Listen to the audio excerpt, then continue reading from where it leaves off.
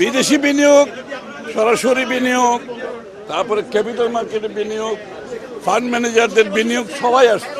Budget প্রথমত বাংলাদেশের জন্য, বাংলাদেশের প্রত্যেকটি অঞ্চলের যে সম্ভাবনা আছে সেটাকে মাথায় রেখে বাজেট করা হয়েছে এবং সেই সম্ভাবনাগুলোকে আমরা কিভাবে কাজে লাগাতে পারি।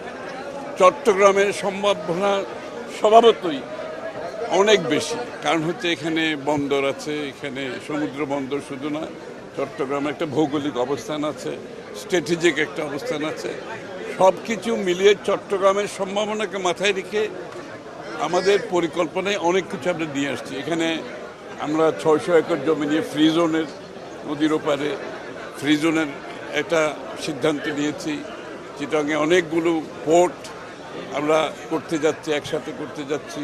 চিটাগাং কি, যেটা আগে আমি বারবার বলেছি চট্টগ্রামকে একটা লজিস্টিক্যাল হাব করার জন্য, সেটার বাজেটে সেটার প্রতিফলন ঘটেছে। এবং চট্টগ্রাম এয়ারপোর্ট নিয়েও চিন্তা আছে, এটাকে কার্গো হাব, প্যাসেঞ্জার হাব করার, এটাও আছে পরিকল্পনার মধ্যে।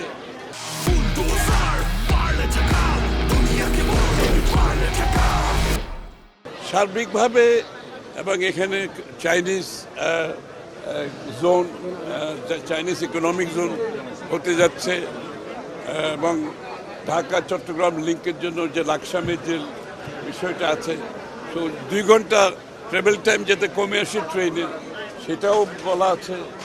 সবগুলো হলে চট্টগ্রাম থেকে যে করিডোর বাংলাদেশের সাথে, সেটা হবে, লজিস্টিক্যাল হাব হবে, বন্দরগুলো অনেক বেশি পরিমাণে কাজ করতে পারবে।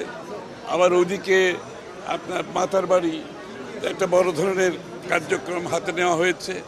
সব কিছু মিলিয়ে এই অঞ্চলে যে অর্থনৈতিক সম্ভাবনা আছে, যে লজিস্টিক্যাল সম্ভাবনা আছে, সবগুলোকে মাথায় রেখে বাজেটে পরিকল্পনা করা হয়েছে। এটা তো দীর্ঘমেয়াদী ব্যাপার, এটা কয়েক বছর সময় লাগবে।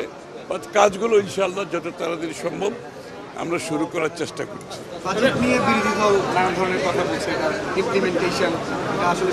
নিশ্চয়ই আমার মনে হয় ইমপ্লিমেন্টেশন, এত বড় একটা বাজেট একটা কঠিন সময়ে, যে আমরা যেটা বিগত সরকারগুলো থেকে ইনহেরিট করেছি, মধ্যপ্রাচ্যের যুদ্ধের কারণে যেটা ক্ষতিগ্রস্ত হয়েছে, অর্থনীতিতে এখন খুবই খারাপ অবস্থায় আছে।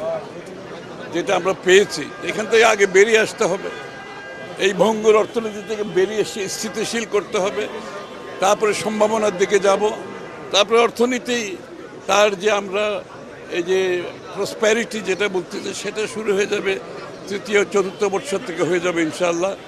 এবং অর্থনীতি ঘুরে দাঁড়াবে, বাংলাদেশ তার যে সম্ভাবনাকে সেটা পুরোপুরি কাজে লাগিয়ে আমরা বিশ্বের অন্যতম অর্থনীতিতে পরিণত হওয়ার $1 ট্রিলিয়ন অর্থনীতির যে আমরা যে ফোরকাস্ট করেছি, সেদিকে আমরা এগিয়ে যাবো ইনশাআল্লাহ।